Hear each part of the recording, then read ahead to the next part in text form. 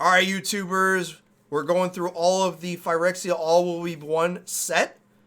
We already went through white, so make sure to check out the YouTube for the white cards. We're in the blue cards, and for the first 15 seconds, again, not trying to get out of the algorithm. However, if you like this kind of content of set reviews, constructed set reviews, standard, explorer, ladder climbing, me just being myself, hey, don't forget to smash that subscribe button, hit that bell, that notification bell, like the content. We do this live also. All of that, socials and many others will be in the description below. But without further ado, let's get into some magic cards, huh? All right, Blade of Shared Souls, 2 colorless, 1 blue equipment, new mechanic, 4 Mirrodin. No? Okay. When this equipment enters the battlefield, create a 2/2 red rebel creature token, then attach this to it.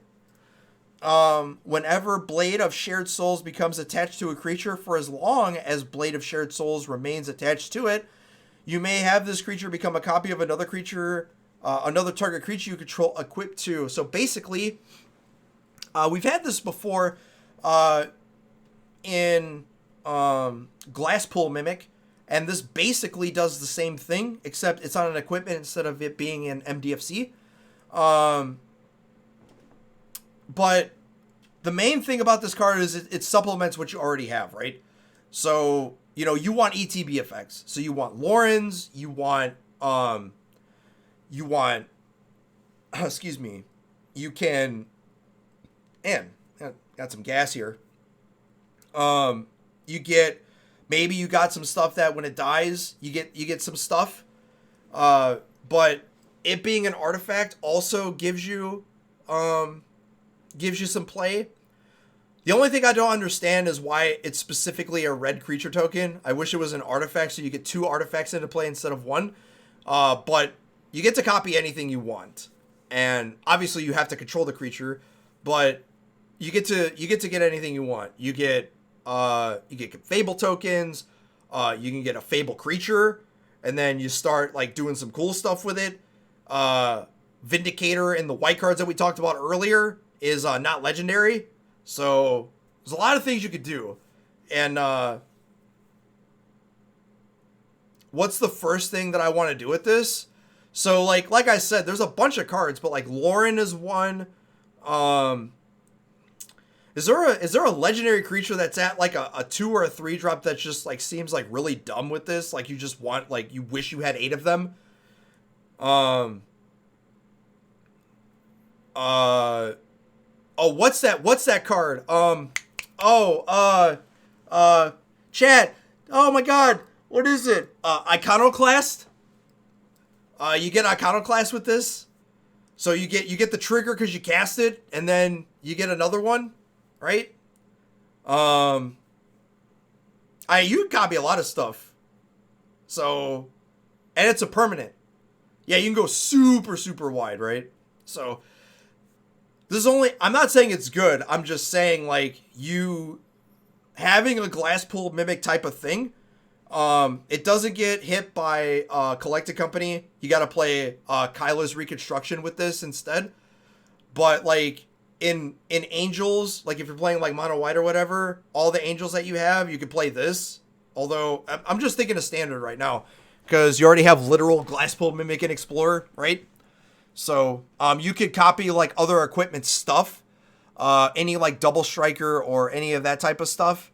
So, it's only creature, though, so you gotta be careful. I'm not saying that this is, like, one of my sleepers, as in, like, people will forget about this, and then be like, hey, what do I want something that's better as I need a 5th one, but, is worse than a 3 drop that I don't like. And that's basically where you supplement this in. And, like, you're usually, like, citing it out, because you're like, I need something better, that I don't need a 5th copy of something that I don't want. So, but look for this to actually, like, might actually see play. Alright, Blue Sun's Twilight. Yeah, Corpse Appraiser is another one. Blood Tithe Harvester again. Same thing. Sort of. Ish. Type. All right, Blue Sun's Twilight, 2 blue X. Sorcery, gain control of target creature with mana value X or less. If X is 5 or more, create a token that's a copy of that creature. All right, so we've had a billion spells that say gain control of target creature. All right, but the main thing about this one that I like is that I get to take, I can take Fable tokens for 2 mana. Is that good enough? Probably not. But I could take tokens for 2 mana. And we've already had creature, or excuse me, I wanted to say tokens and I wanted to say creature. All right, I'll get the word out here. All right. We have had multiple spells like this, and in fact, Entrancing Melody was like a mono blue sideboard staple. So if you ever get to 7 mana, you get to copy that creature, and you basically get an ETB effect if there is one. So like, you steal, I don't know, a Phyrexian Obliterator possibly, Corpse Appraiser, or you know, and you paid 7 mana for it. Now you got 2 of them. Anything like that, and you could take tokens for free, creature tokens, Fable tokens, anything. You could steal a Reflection of Kiki Jiki for 5 mana. Wait, hold on. Maybe you could steal it for 2, because it doesn't have a mana value. Huh.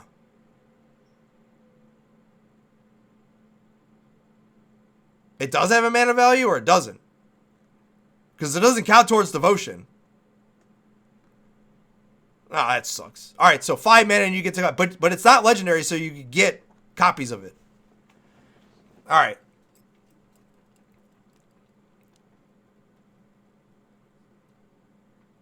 All right, but anyway, yeah. I put this in one of my decks. You'll see it. Bring the Ending. So the art is awesome, and it's got a little bit of the story in it. So you already get to see what part of the story is. Like, this card is virtually all lore, but Bring the Ending. 1 blue, 1 colorless, instant. Counter target spell unless its controller pays 2. Corrupted. There's Corrupted again. Counter that spell instead if this controller has 3 or more poison counters. So essentially, it's a quench that can turn into literal counterspell if the opponent has 3 or more poison counters. Basically, in the lore, Jace, you'll find out what happens to him after we spoil it. But he's carrying the Sylex, and Kaya is sort of like helping out. Yeah, basically. There's a lot of green stuff that has toxic that also like goes well with this. But the lore is Kaya watched in horror as the illusion vanished from his hands. Jace held the real Sylex and had activated it before the Phyresis claimed his mind, because he is completed. The story, there is so much stuff going on in the background. And there's even rumors of even older things. Emrakul, Ugin, Bolus, like, there's so much stuff going on. All right. But yeah, this is good. The blue-green deck probably gets this because counterspells are good. Yeah, and Teferi, like, kind of, like, went by himself, but also is going to have, like, this epic ending.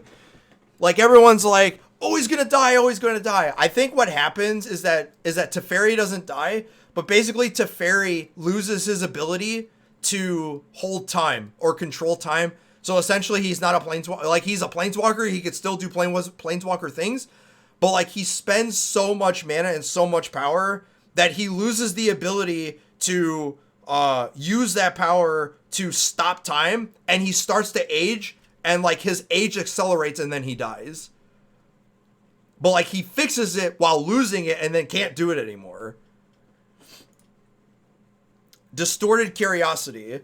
2 colorless, 1 blue sorcery, Corrupted. This spell costs 2 less to cast. If an opponent has 3 or more poison counters, draw 2 cards. So we had virtually any type of divination known to man, and this is no different. It's just basically all the other corrupted stuff, except now with poison counters, this costs 1 mana instead of 2 or instead of 3, and you get to draw 2 cards. If you're playing the toxic deck of any sort, this is probably going in it. And yeah, if you ever get to play this for 1 mana, it's just like icing on the cake. I don't think you ever want to, like, you're only playing this for 3 mana if you're like in desperation mode. But standard, this is probably absurd and limited too. But yeah, there's probably only 1 deck that plays this. Or technically 2, but it's probably only 1. But yeah, Divination's good, but not nearly as good as it used to be. So like Divination by itself was playable at one point, like years ago. Now all the Divination cards are like, yeah, it could cost 3, but if you jump through some hoops, you could draw 2 cards for 1 mana. And that's very good, but you got to do some stuff to get it. Encroaching Mycosynth. 3 colorless, 1 blue artifact. Non-land permanents you control are artifacts in addition to their other types.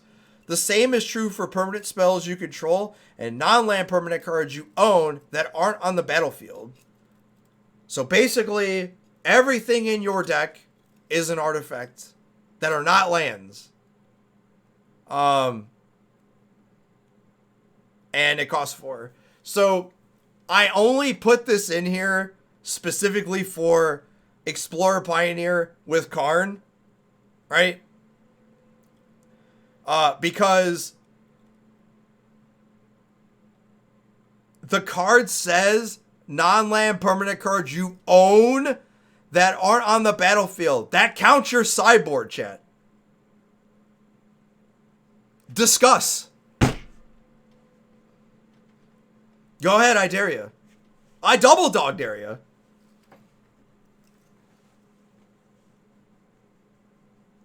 Nothing?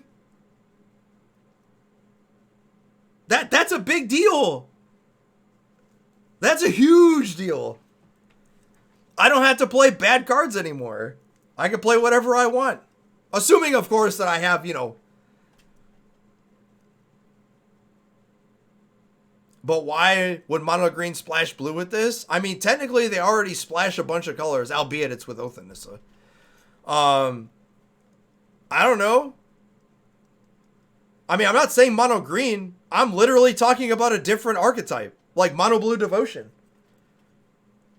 You still get to play the same busted cards, right? You get to play Kiora, right? And now everything in your deck that's a permanent, of course, is an artifact now, right? It's only your stuff, though. It's not your opponent's. So, in Standard, I literally have no idea what you're doing with this, considering the fact that Brotherhood's End is in this format, and I don't want anything to do with that. The moment that I see Mountains, I don't want to play this card. Or White, for that matter. Experimental Augury. 1 colorless, 1 blue instant. Look at the top 3 cards of your library, put one of them into your hand, and the rest in the bottom of your library in any order. Proliferate. So we have anticipate, literal anticipate, but you get to proliferate. Proliferate is back. All right. And chat, let me explain something to you. If you already have a decent playable standard Magic card that was playable at one time, not so much these days, but you tack on some synergistic standard level stuff onto it, it becomes way more playable than it used to be. And anticipate that also proliferates is huge. Why is it huge? You get to proliferate opponents' poison counters. You get to proliferate +1/+1 counters on everything that has one. You get to proliferate oil counters on all of your stuff. you get to proliferate loyalty counters on everything you own, and so forth. For 2 mana, you get to proliferate Bankbuster counters. You get to proliferate Fable counters. So you get to speed up the saga, right? Proliferate Founding of the Third Path to speed up that nonsense, right? So proliferating sagas to make them 1 turn faster is also relevant. And there's a lot of counters that matter to add or subtract, but mostly to add. All right. Purely for standard, I have no idea how good this is in older formats. I don't think it quite hits that power level yet. But standard specifically, there's there's a lot. All right. And I'm all for it. Way better than Anticipate. It's Anticipate strictly upgraded. Ikarumoon Gauntlet, 2 colorless, 1 blue artifact. Planeswalkers you control have 0 proliferate and -12. Take an extra turn after this one. Whenever you cast a non-creature spell, i.e. Planeswalkers, choose a counter on target permanent, put an additional counter of that kind on that permanent. So when I read this card initially, I literally thought it said all permanents in some way, shape, or form.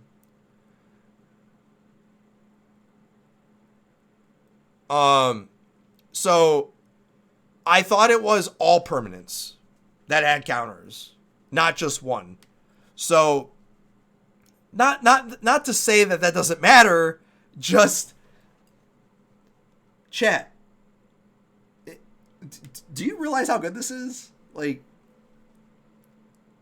-12, take another turn. Like,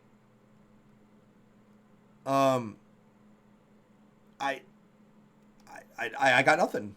Like, so this is horrible.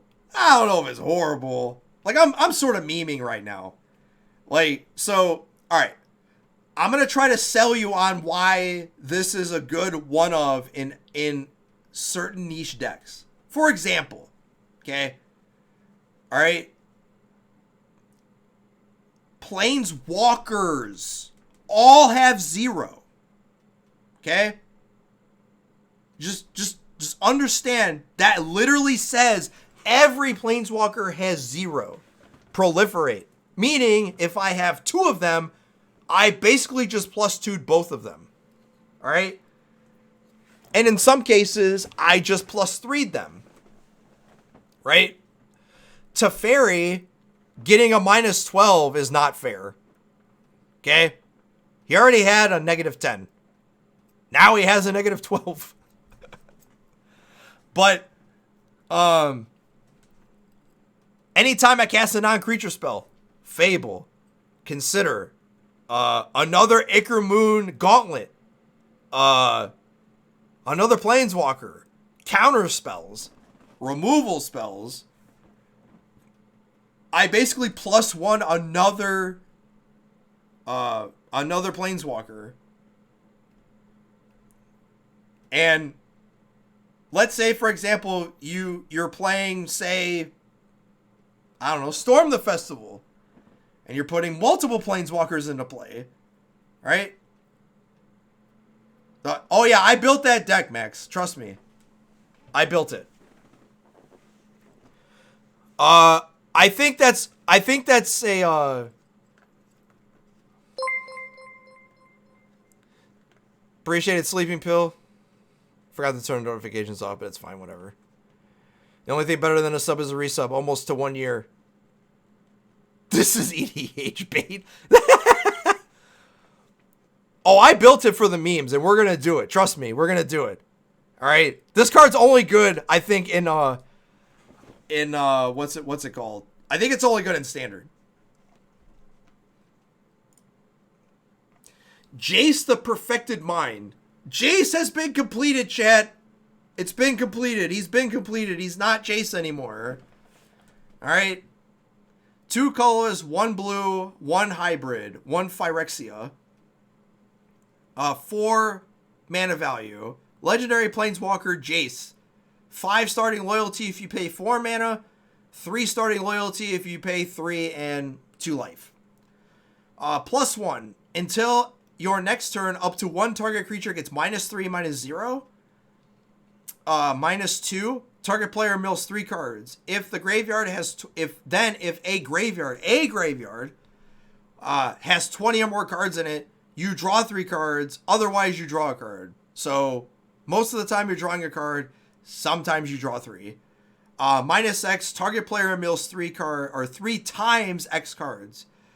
At maximum, when you cast it, it's X is 5. Therefore, you mill 15 cards. Okay. So when this was first spoiled, I thought this card was absolutely terrible. All right.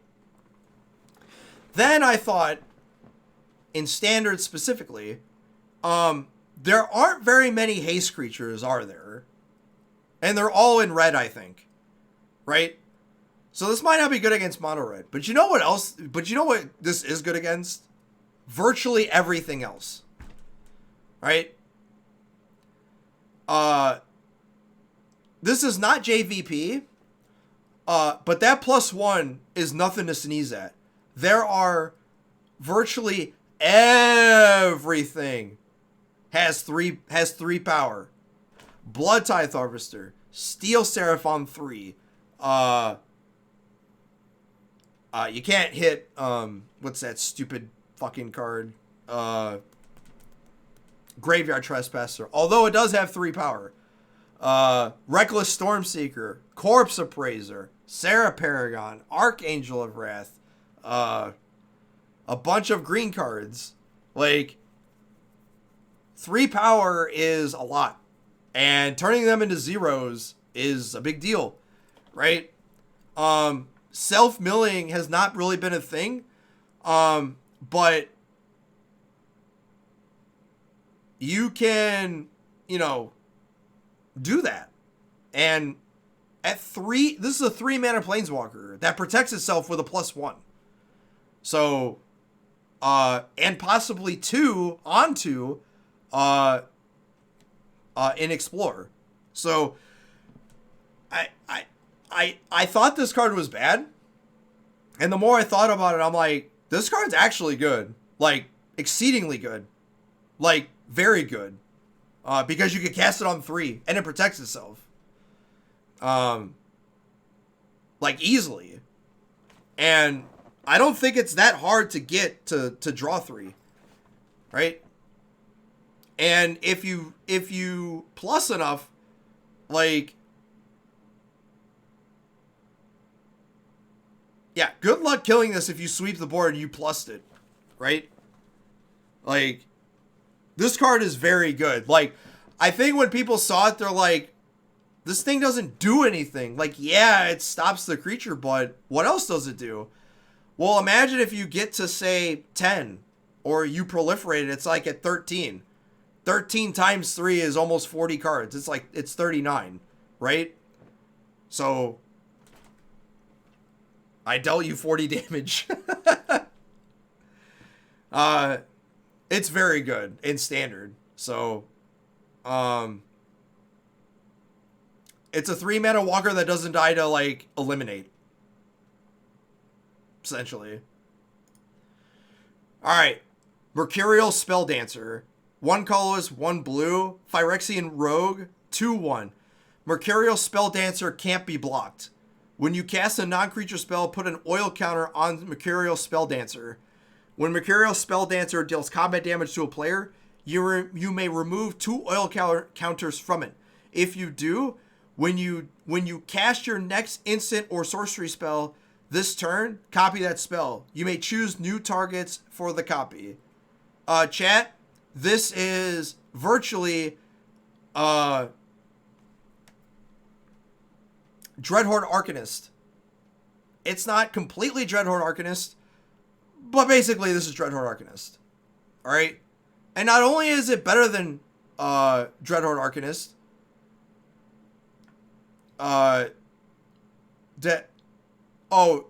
I know that's not how it works, but this card is obnoxious because you can't block it. All right. I didn't say it was Dreadhorde Arcanist. I said it was virtually Dreadhorde Arcanist. Yeah, Dreadhorde Arcanist casts stuff out of the graveyard. This just copies spells, and you get a rebate. So you got to invest 2 spells on the go, but then every time that you copy a spell or you cast a spell, you get the 3rd one, and then, right? And imagine if you have proliferate spells. So, like, this dies to everything, but if you ever get to copy anything with this, like, yes, please. Oh, and by the way, it says non-creature spell. So I don't have to cast just instant or sorceries either. So, like, I don't have to have my whole deck just instant and sorceries. And I feel like a bad Delver deck. Oh, no. I get to cast artifacts and I get to cast Fable the Mirror Breaker and it still triggers. So, yeah. And if I ever get to, and if I ever get to copy it, then so be it. Oh, no. I want to play this in blue-black, where my removal spells are actually good. Or blue-white is also where that stuff is. Yeah.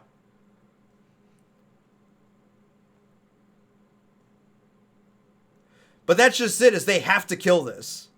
Right? Like, it's not like, oh, well, if you do untap, but it's like, my 2-drops are literally that. Like, the thing about 2-drops is, the 2-drop is,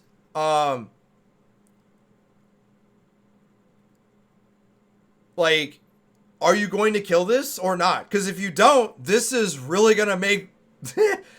yeah, like, you're going to have to deal with this or it's going to get ugly. Because, like, if you don't kill it, it's like, whatever, I'm just going to cast Fable anyway.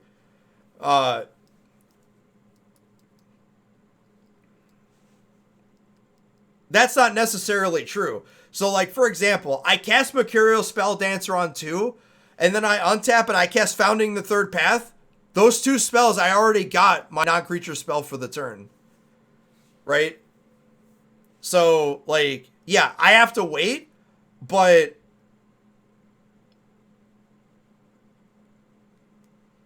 yeah, I still put in 2 mana, but, like,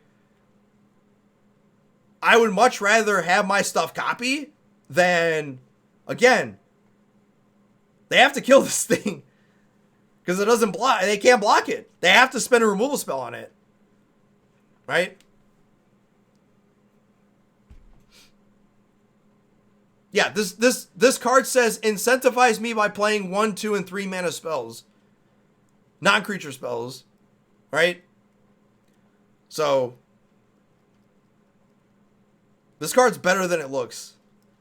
Like, everyone's like, yeah, you gotta spend a bunch of spells. Like, you don't care about that. All you care about is, did they kill this thing? It's kind of like playing with Ledger Shredder. It's like, yeah, it's a 1/3 flyer, but it ain't gonna kill me. And then it does. And you're like, oh shit, it's a 4/6.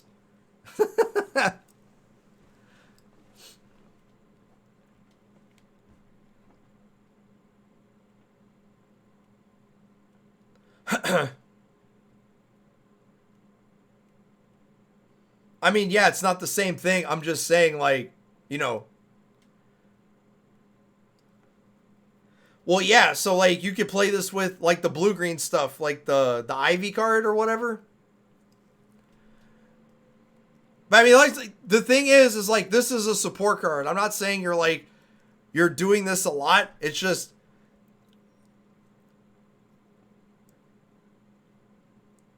like, imagine just playing, like, 1 and 2 mana stuff, and this is the card, right? Or you're playing, like, blue-white, what's the... blue-white prowess, or, hell, blue-red, or whatever. And you're just playing it as in, like...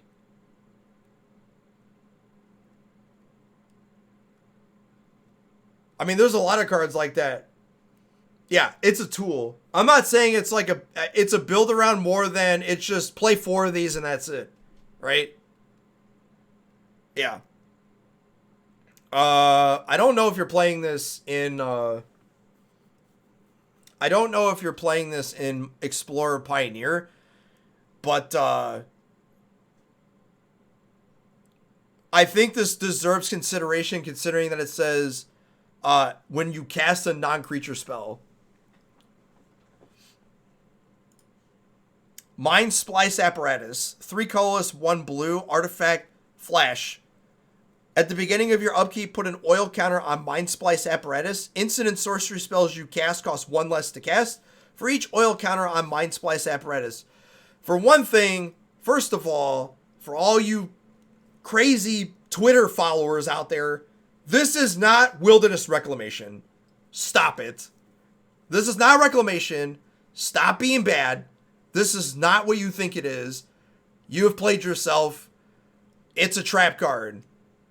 Activated. Now, does this incentivize you playing a crap ton of instant and sorcery spells? Yes. What are those spells? I have no idea. But this does not say, you know, you get 8 mana. It actually says every time you cast a spell that costs 2, now it costs 1. All right?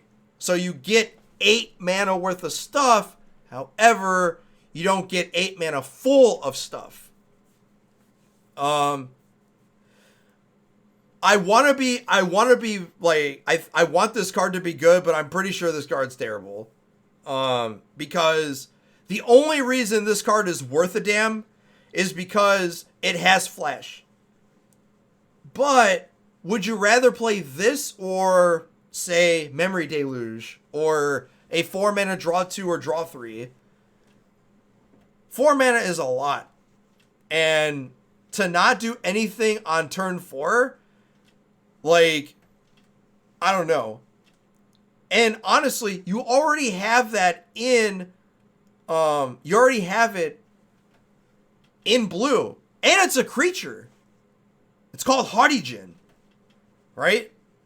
This is no Hardigan.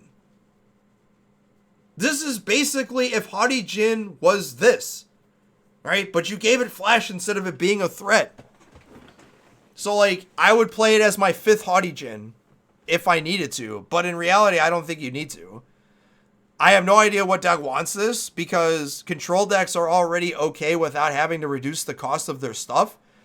And outside of you proliferating a lot, like, you only want this on, like, when it says -2 or 3. And then once it gets to, like, 5, 6, or 7, does it really fucking matter? I don't think it does. Like, I think this costs, like, you have to wait too long for this to do anything. And like I said, it's not Reclamation because you don't get 8 mana. Because you have to wait to get 8 mana. So, in Standard would be the only time. And, like, I understand that your counter spells cost a crap ton less, but, like, let's be real here. You didn't do anything on turn 4. So, is this what you want to be doing on the turn you take off to do nothing? I don't know if I want to be in a control deck here. You know what I mean? I don't know. I don't see it. A bunch of people are thinking this card's like busted. I'm like, no. This is not Reclamation. This is what Reclamation should have been, essentially. This is what Reclamation should have came out as originally. Yeah, well, what I mean is like, most of your counter spells are 2 blue and a colorless. So, like, you're only reducing it for 2 blue. or now it's only 2 blue instead of 2 blue and a colorless. So, like, this ain't it, man. Alright, Reject Imperfection, 1 colorless, 2 blue, instant, counter target spell. If the spell was mana value 3 or less, proliferate. We get a bunch of cancel effects, but this one might warrant a little bit just because of the fact that you can proliferate. The only thing that I don't like about this is you only get to proliferate if you basically either hit mana parity or are are basically losing a card because you're countering a 2 or 1 mana spell for 3, as opposed to, you know, trading up, you're trading down. But the trading down trade-off is you get to proliferate. So this incentivizes you to, you know, wait, but standard is not about waiting. Like, but that's just it. It's upside, but is it really upside when standard's all about scaling? You're actually scaling down. Like, it's not even, like, the upside is just like, I hope that, you know, I get, you know, Jupiter and Mars to align, and then, like, all the stars, like, are over here, and when I counter this, and I have, like, 3 things in play, and it's a win more card, essentially. Like, you wish it was good, but it isn't, right? You wish it was one of those things where it did stuff, but it doesn't.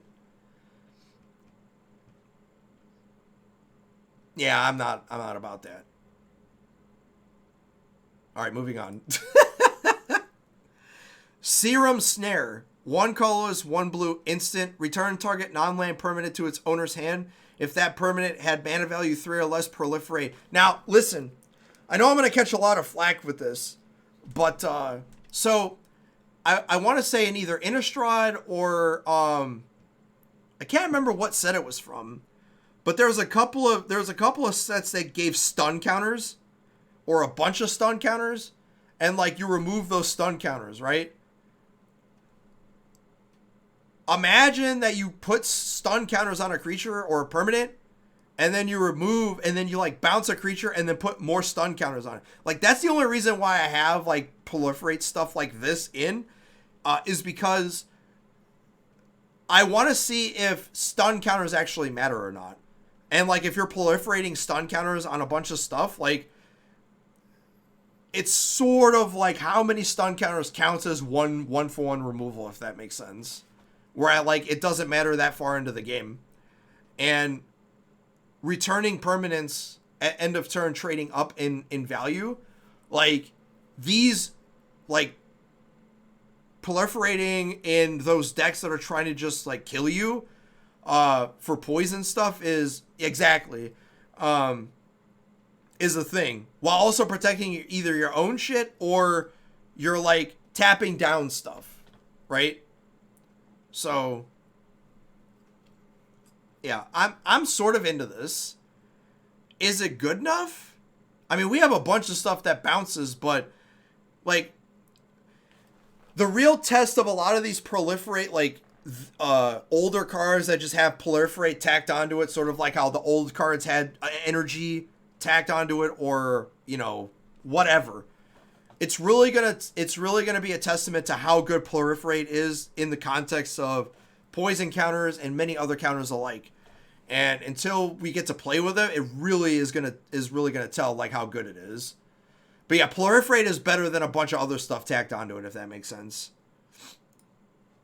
Tamiyo's Logbook. 2 colorless, 1 blue. Artifact, 5 blue. Tap, draw cards. This ability costs 1 less to cast to activate for each other card or each other artifact you control. Chad, I saw a few people. I only put this on here because I saw a few people talk about this as like this card's very good. Chad, this card sucks. Okay? This is a trap card. It's terrible. Don't put this in your deck. Alright? You wish this card was good. It's not. It's fucking terrible. And don't put it in your fucking deck. Zex, this card's bad. Stop tweeting about this card. It's terrible. Good lord. Trap card. Where's my soundboard? For God's sakes. You've activated my trap card. Fuck this card. Alright. Tekuthal. Inquiry Dominus. 2 colors, 2 blue. Legendary creature. Phyrexian Horror. Flying. If you would proliferate twice instead. 1 colorless, 2 Phyrexian blue. Remove 3 counters from among other artifacts, creatures, and planeswalkers you control. Put an indestructible counter on Inquiry Dominus. Chat, I've seen a lot of mythics in my day, and I'm pretty sure this card's bad.